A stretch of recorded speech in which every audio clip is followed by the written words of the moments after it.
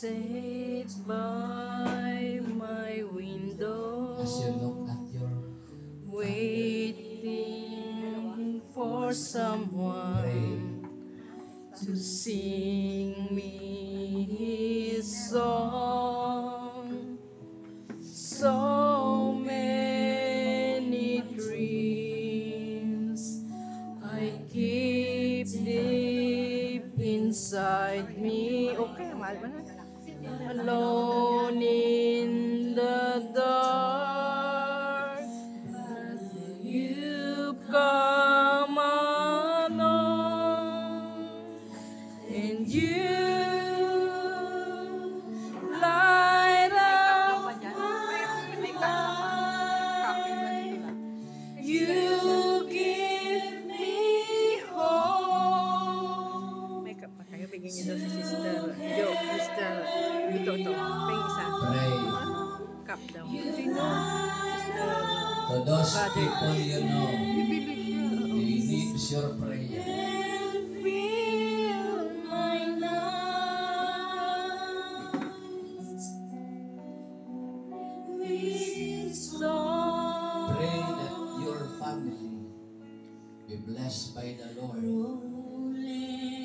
Shine, living light. On the waters, could it be finally I'm turning for home, finally a chance to say I love you. Never again to be all alone, 'cause you light up my life. You give me hope to carry on. You light up my days and fill my nights with song.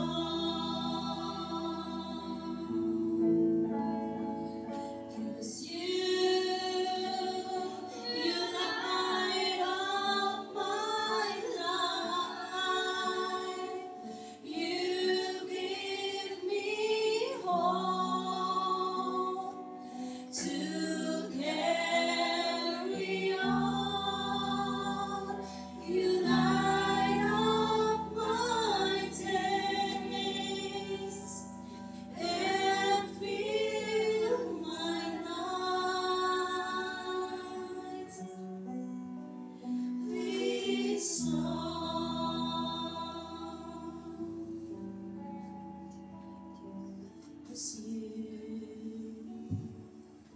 'Cause you light up my life.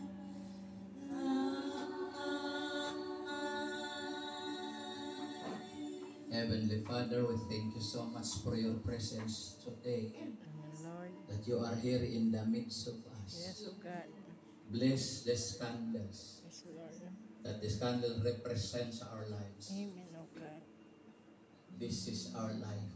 yes, Lord, Maliit lang na bagay ito, Panginoon. Nauubos. Pero habang nauubos, nagbibigay ito ng liwanag. amen, Lord, This is our life. Kaya habang may buhay pa,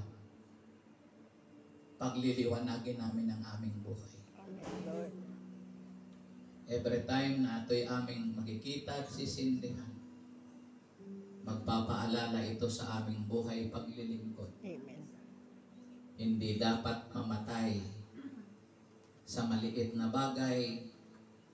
It can conquer darkness. Gayang gapiin ito ang dilim. Kaya Panginoon, pagpalait mo, makandilang ito Sino mang makakatanggap at makakahawak nito, kaakibat nito ang iyong biyaya at pagpapala. Amen. Let us read Hebrew chapter 11, verse 8 to 12. By faith. By faith, Abraham, when called to go to a place he would later receive as his inheritance, obeyed and went even though he did not know where he was going. By faith, he made his home in the promised land like a stranger in a foreign country. He lived in tents, as did Isaac and Jacob, who were heirs with him of the same promise.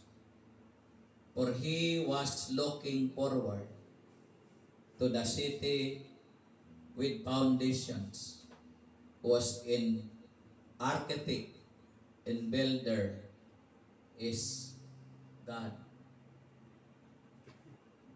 Magandang balita. Dahil sa pananampalataya, sumunod si Abraham nang siya'y utusan ng Diyos upang pumunta sa isang lupaing ipinangako sa kanya. Sumunod nga siya kahit hindi niya alam kung saan siya pupunta. Dahil din sa kanyang pananampalataya, siya'y nanirahan bilang dayuhan sa lupang ipinangako sa kanya. Mga tolda ang naging tirahan niya. Gayon din sina Isaac at Jacob na tumanggap ng ganoon ding pangako. Sapagkat umasa si Abraham ng isang lungsod na may matatag na pundasyon at ang Diyos mismo ang nagplano at nagpatayo. Mga kapatid, mga magulang, mga kapanalig, ang mabuting balita ng ating kaligtasan. Uli ka namin, Panginoong Kristo. Diyos. Sa bilang kong 3, sabay-sabay niyo tong ihipan. Ihipa, hindi higop. 1, 2, 3.